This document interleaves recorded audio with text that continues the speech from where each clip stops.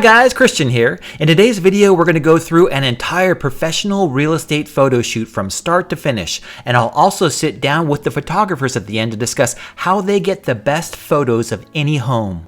Whatever you do when it comes to real estate marketing, never trust an amateur photographer and never ever do your own iPhone shots.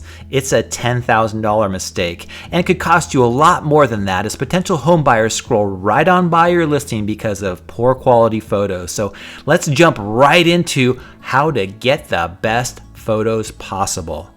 The first question that people usually ask is, how much is a professional photographer? And the correct answer to that is, well, it depends. But a typical photo shoot of a 3-bedroom, 2-bath home could cost about $250. But you should understand that $250 photos are going to look a lot different from $2,000 photos, video, drone, and other marketing shots.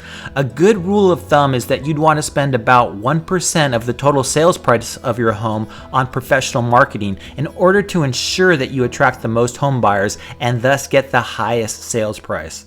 One incredible aspect of real estate photos are drone pictures. They can really capture a neighborhood, a community, everything in a surrounding location. You want to make sure that you provide as much about the neighborhood as you do about the house. If you enjoy amazing aerial drone photography, please make sure to smash that like button and turn it blue.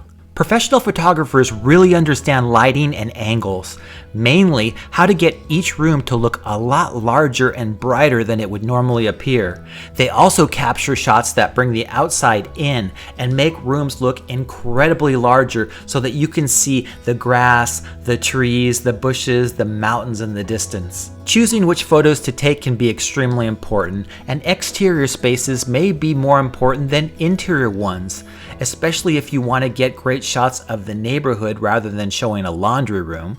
Make sure that your photos tell a story of the home, the neighborhood, and the community. The best stories start with drone photography, neighborhoods, parks, schools, everything, and then you zoom down into the home, the living room, the family room, the dining room, the kitchen, and then onto the bedrooms and the bathrooms, along with any highlights such as home offices or home theaters. And then lastly, you zoom out from the property onto the community and the desirability of living in that area with the proximity to all of the landmarks, shopping, and recreation available. We've sold thousands of properties and worked with hundreds of photographers, videographers, and virtual tour specialists throughout the last 20 years. Most have been extremely impressive, and if you've got any questions about real estate marketing, feel free to leave a comment down below. We can let you know who's done the best job, and if you got any questions at all, feel free to visit my website, christianpeter.com, where you can schedule a quick 15-minute video chat.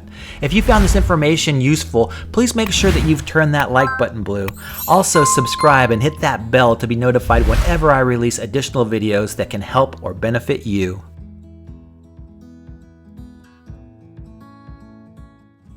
So you guys are the photography crew. What are some of the things that you see that professionals look for when it comes to photography that like amateurs, like a real estate agent or broker, wouldn't typically take a photo of?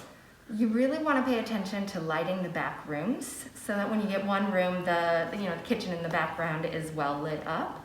You also want to make sure that the windows are exposed properly. A lot of people will light the inside, but then you can't see the gorgeous view outside. So making sure there's a good balance between that. That's great, yeah. And when you take photos, I remember when you said you came in here, you want to get photos of everything so that you don't have to come back just in case you don't want to miss a bedroom or a bathroom. Correct. Always ask the number of bedrooms, the number of bathrooms, get multiple angles. That way, if the client ever asks for it, we still have it, because it's always best to take more.